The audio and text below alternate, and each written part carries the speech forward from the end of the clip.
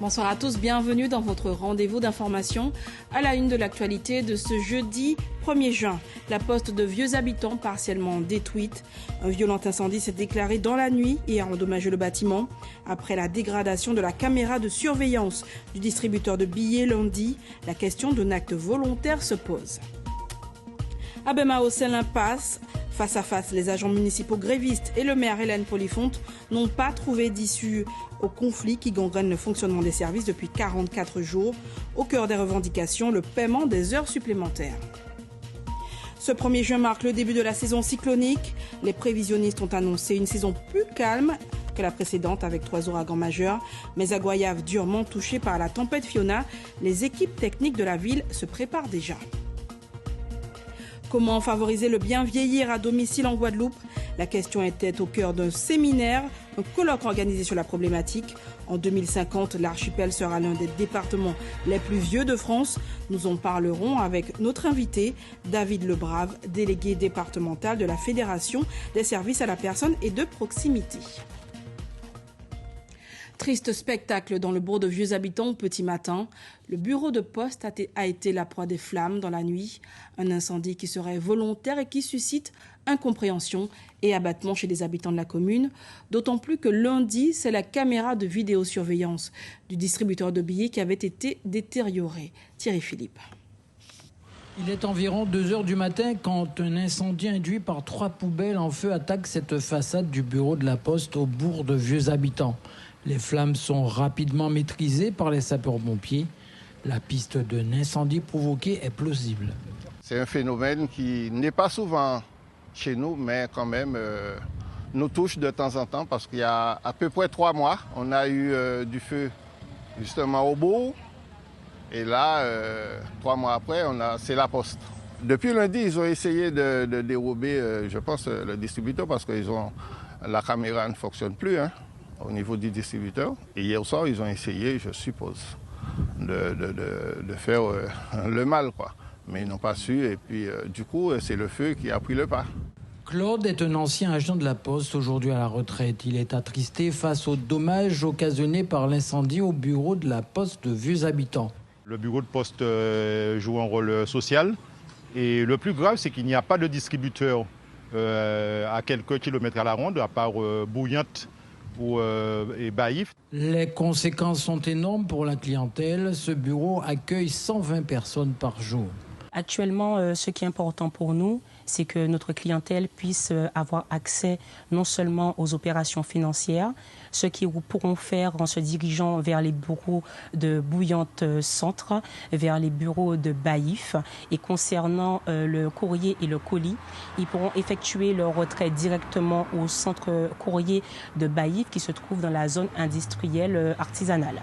La Poste s'excuse de la gêne occasionnée et nous faisons le maximum que ça puisse revenir à la normale. Une enquête ouverte par la gendarmerie est en cours. La Poste a pour sa part porté plainte. 44 jours de grève et toujours aucune avancée à Bemao. Le maire et une délégation de l'UTC-JTG se sont rencontrés à l'espace régional du Rézé pour tenter de trouver une issue à ce conflit. Ils se sont quittés en fin d'après-midi sans avoir réussi à tomber d'accord sur la question des heures supplémentaires. Marilyn Plaisir, Daniel Kérin. Ils vont s'enfermer pour un huis clos, à l'abri des caméras et des micros. Au cœur de la discorde, les heures supplémentaires et le couperet de Madame le maire. Plus question de les payer et pour toute compensation, des jours de repos. Entre 2 suspensions de séance ce matin, le porte-parole des grévistes rétorque. On va garder travail et engagement à les policiers, les risques qu'on prend pour le métier. On ne peut pas dire qu'ils sont sortis à casa pour venir travailler des jours fériés, samedi, dimanche, et travailler jusqu'à 1h du matin pour récupération. Ils ont une famille et on prend un risque par rapport au métier. Donc ce travail-là, il doit être rémunéré. En fin de journée, Madame le maire sort du silence. Je constate qu'il y a un recours systématique aux heures supplémentaires. Aujourd'hui encore, nous sommes à 800 000 € d'heures supplémentaires sur le territoire de la ville de Bemao, rien qu'avec la police municipale qui fonctionne avec 300 000 € d'heures supplémentaires. Je dois penser à l'ensemble des agents de la commune, mais je dois aussi penser à l'ensemble des administrés de cette ville. Et donc, c'est la raison pour laquelle on ne peut pas se permettre de continuer ainsi sur des heures supplémentaires faramineuses. Le bras de fer se poursuit encore entre les grévistes et leur maire. L'UTC, UGTG et la municipalité vont-ils céder un peu de terrain pour parvenir à un accord? Mettre à la diète tous les services municipaux, excepté peut-être ceux de la police municipale. La Société nationale de sauvetage en mer en eau trouble, une atmosphère invivable au sein des bénévoles de l'équipe de Pointe-à-Pitre, des moyens matériels insuffisants, avec comme conséquence la suspension de l'activité de l'antenne pointoise de la SNSM. En attendant que le calme revienne, la station de Basse-Terre assurera la relève des missions. Eric Schimfling. La station de la Société nationale de sauvetage en mer à Pointe-à-Pitre est depuis hier officiellement mise en sommeil. La décision lui a été notifiée par un courrier signé par le vice-amiral Emmanuel de Oliveira. Le président de la SNSM fait état de graves tensions internes depuis 2 ans qui perturbent de manière durable le fonctionnement de la station et la conduite des opérations de sauvetage. Un constat largement partagé par la nouvelle déléguée départementale de la SNSM. J'ai constaté que des personnes de valeur, j'ai par exemple des retraités de la gendarmerie, des commandants, des patrons de vedettes qui ont fait un séjour, 1 semaine, 15 jours, 3 semaines à la SNSM de Pointe-à-Pitre et qui préfèrent se retirer parce que ça ne correspond pas aux valeurs de la SNSM. Moi, avec ça, j'ai un problème. À cela s'ajoute l'indisponibilité depuis cette semaine de la vedette SNS 263 en raison d'une panne moteur. Pour autant, la remise en service opérationnel de la station n'interviendra qu'après une remise à plat de sa gouvernance. Ce que je souhaite, moi, en tant que délégué départemental, c'est que ce soit les bénévoles qui décident comment doivent vivre leur station. Je ne veux pas que 3-4 personnes à l'intérieur d'une station décident à la place des autres, parce que ce sont des personnes qui quittent leur foyer, qui laissent parfois le mari, les enfants, pour donner du temps aux autres, pour sauver d'autres personnes. Il faut qu'elles se sentent chez elles lorsqu'elles sont à la station. En attendant, la relève opérationnelle est assurée par la station de Basse-Terre. Nous voilà déjà au début d'une nouvelle saison cyclonique. Les prévisionnistes tablent sur une saison un peu moins active que la moyenne, avec une douzaine de phénomènes, dont 3 ouragans majeurs, alors que la tempête Fiona, qui a frappé durement l'archipel en septembre dernier, est encore dans les esprits, notamment à Goyave, où la commune a décidé de prendre les devants. Jackie Massico et Michael Bastida. Dans la nuit du 19 au 20 septembre dernier, la tempête Fiona déferlait sur la Basse-Terre, laissant dans son sillage d'impressionnants dégâts. Routes coupées, maisons inondées, quartiers dévastés. 8 mois plus tard, il reste encore par endroits, comme à Goyave, des stigmates qui, à l'amorce de la saison cyclonique, ravivent l'inquiétude et les peurs d'une population traumatisée. Petit moun ka pleuré, grand moun ka gelé. Moi-même là, on lever le soir. C'est les vents, lever faire pipi, on voit rivière la ka déborder en tout et moi comme ça hein. Tout pas tout est ni de l'eau, moi-même pour moun pas signaler moi parce qu'avec la paix pour moun peut pas signaler pour moun hein. Et un problème encore, un seul pot ça m'a fait à Doncaz, ça très dangereux. Pour nous pas vivre en France. Nous peut arranger nous. Là, où nous avons des potences dans le cas, nous mettons un butin de sécurité à dans pot là. Si un capote là, ça diffère pris par là, mais nous ne pouvons sortir pas derrière. Depuis que Fiona est passé, jusqu'à maintenant, rien n'a encore été fait. La rivière est toujours pareille. Alors, que veux-tu? Nous sommes là, nous attendons. Mais on est inquiets. Sur le terrain, pourtant, des travaux tout azimut vont bon train. Élagage des arbres, en particulier aux abords du réseau électrique, curage des fossés et des canalisations, nettoyage du réseau pluvial. Les équipes sont à pied d'œuvre. Grosso modo, on a une dizaine de canaux qu'on doit régulièrement entretenir. Et c'est pourquoi les eaux pluviales se déversent dans la mangrove pour éviter les dysfonctionnements. On a dû perdre le pont de Goyave parce qu'il y avait une grosse pluviométrie par rapport à Fiona. Et là, actuellement, je pense cette année-ci qu'on n'aura pas ce genre de désagréments à vivre. C'est EDF qui réalise ces élagages pour nous. Mais je demande quand même aux gens d'essayer, lorsque nous avons des arbres qui sont plantés à l'intérieur de leur propriété, d'essayer d'élaguer ces arbres-là, puisque nous n'avons pas accès à ces différentes propriétés. Nous ne pouvons uniquement élaguer sous le domaine public. D'aucuns déplorent que ces travaux soient tardifs, les jugeant même insuffisants, d'autant que par le passé, certains épisodes cycloniques ont mis en lumière de cruelles défaillances des pouvoirs publics. Reste qu'en dépit des consignes et des appels à la vigilance, certains font trop souvent preuve d'inconscience et de légèreté en période cyclonique. Saint-Martin aussi se prépare à cette nouvelle saison cyclonique. Le souvenir de l'ouragan dévastateur Irma est vivace. En partie hollandaise, les autorités jouent la carte de la prévention. Elles ont entamé une campagne d'information sur les réseaux sociaux. Hervé Pédurand. C'est la saison des ouragans. Êtes-vous prêts ? La question posée par les autorités de Sint-Maarten tourne en boucle depuis quelques jours sur les réseaux sociaux. Et pour que chacun puisse répondre oui, des informations sont fournies à l'appel sur Internet, mais aussi lors de réunions publiques.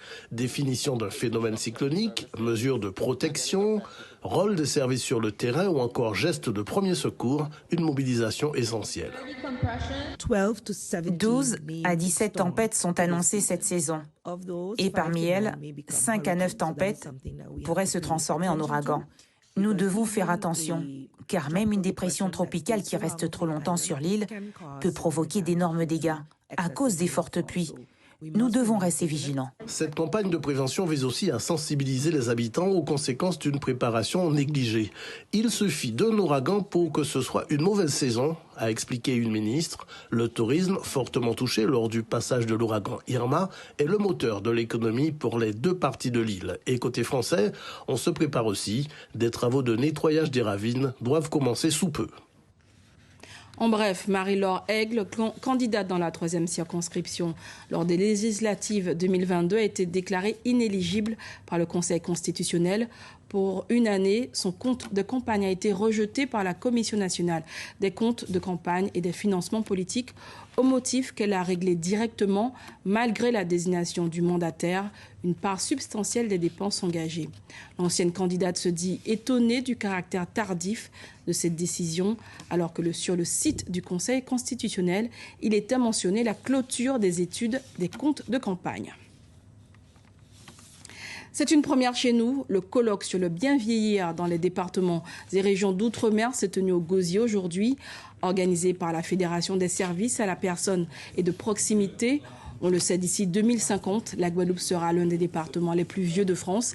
Il faut donc anticiper. Des tables rondes ont été l'occasion d'aborder notamment la question de l'autonomie et de présenter les métiers autour du grand âge. Et justement, les femmes représenteront 57% de la population des seniors d'ici quelques années, selon l'INSEE. Au quotidien, ce sont les familles qui prennent soin de leurs aînés. Voyons l'exemple de Raphaël Enclume. À 103 ans, bon pied, bon oeil, elle vit encore à son domicile grâce à la mobilisation de ses proches et des services à la personne pour compenser sa perte d'autonomie. Mickaël Bastide. Comment ça va? Moi, je suis là, douce et amour. Avec mes enfants. Ceux qui ne veulent pas m'écouter, tant pis pour eux. Ceux qui veulent m'écouter, je fais les signes de la croix comme ceux-là. Et je dis merci, mon Dieu. Raphaël L'Enclume, âgé de 103 ans et mère de 14 enfants. 8 garçons et 6 filles, parmi lesquels Marie, 64 ans, Amélie l'aînée, 82 ans, et Molina, 71 ans.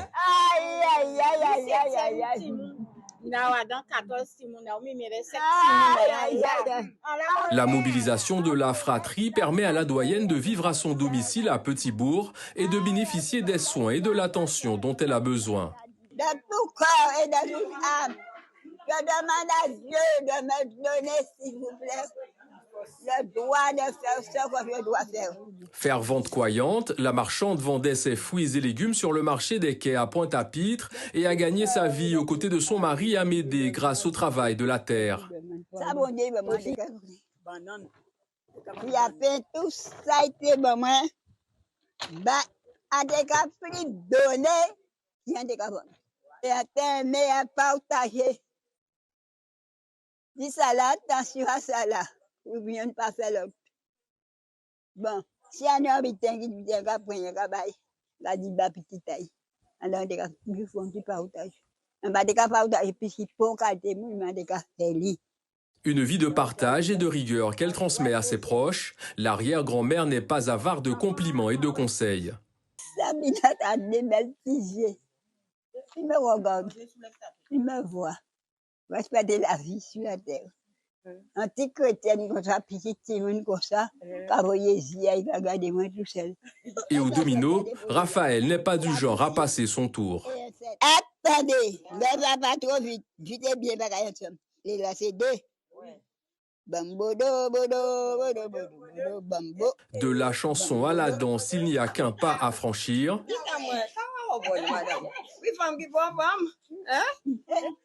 Raphaël l'enclume est heureuse de vivre chez elle. Son grand âge lui permet d'apprécier pleinement chaque instant de sa vie à la campagne. Merci, bon Dieu. Merci, bon Dieu. Merci, merci, merci. Un bel exemple. David Lebrave nous a rejoint sur ce plateau. Bonsoir. Bonsoir Madame Yacour, bonsoir la Guadeloupe.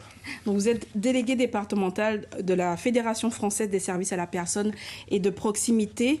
En Guadeloupe, on parle souvent des prix des EHPAD, le coût des places dans les EHPAD, mais on voit souvent que le maintien à domicile est plébiscité par les familles. Pourquoi selon vous?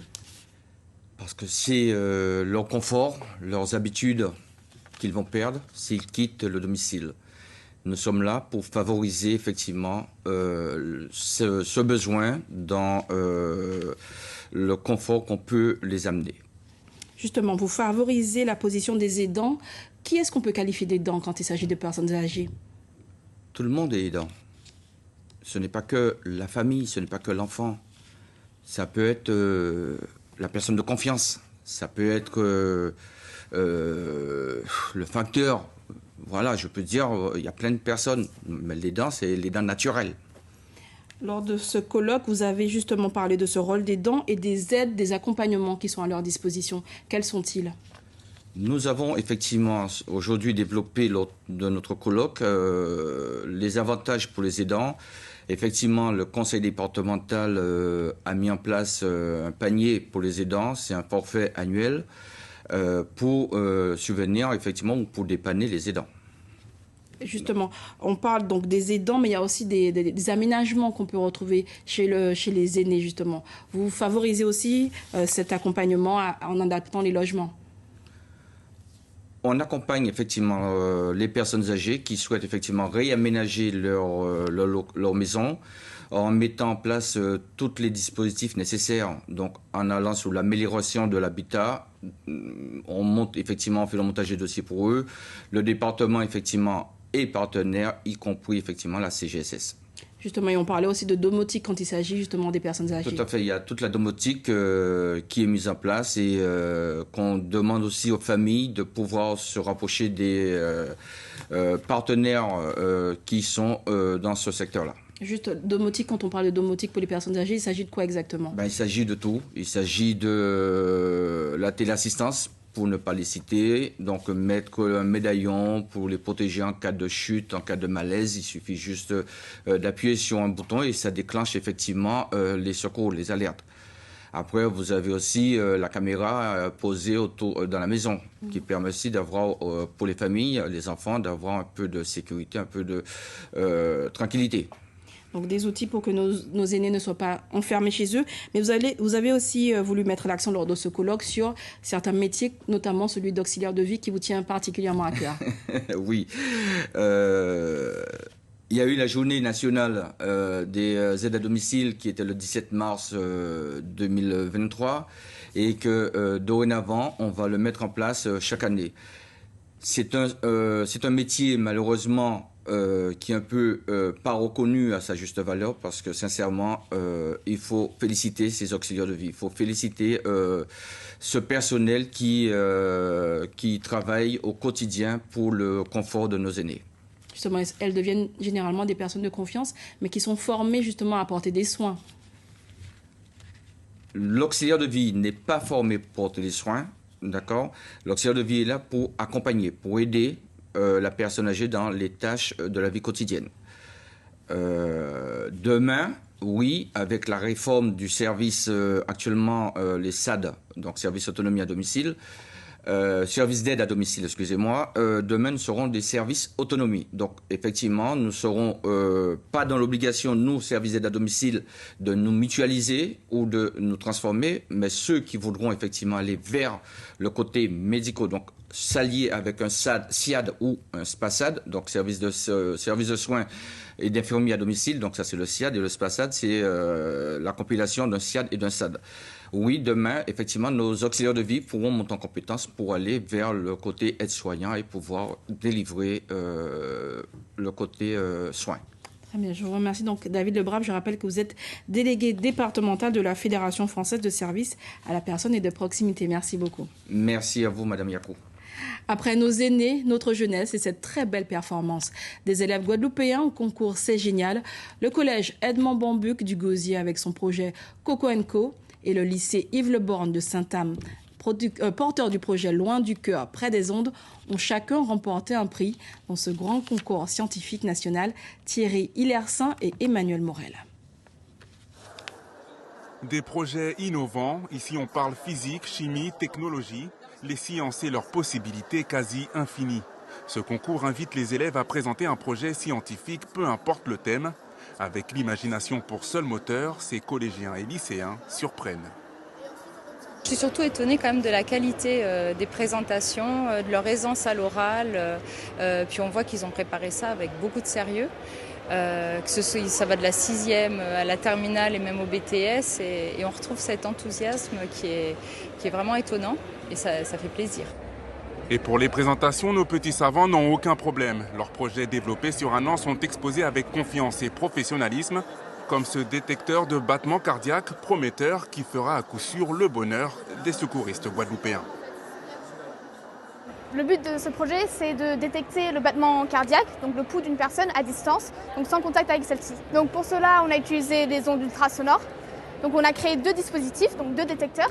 Un qui est inspiré d'une expérience déjà connue en optique, donc avec des ondes lumineuses, appelée l'expérience de Michelson et de Morley.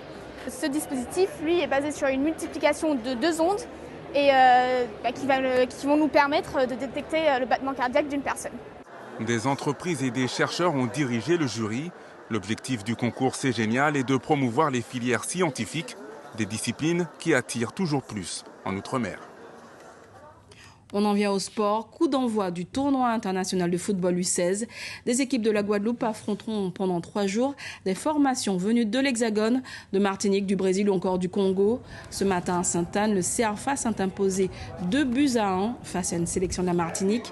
Une bonne entame de compétition pour les jeunes du centre élite des régions françaises d'Amérique. Je vous propose la réaction d'Axel Calopinten, le capitaine du CRFA interrogé par Ludovic Guidu. C'était un match compliqué où nous avons subi beaucoup en première période, mais nous avons su réagir en seconde période suite au discours du coach.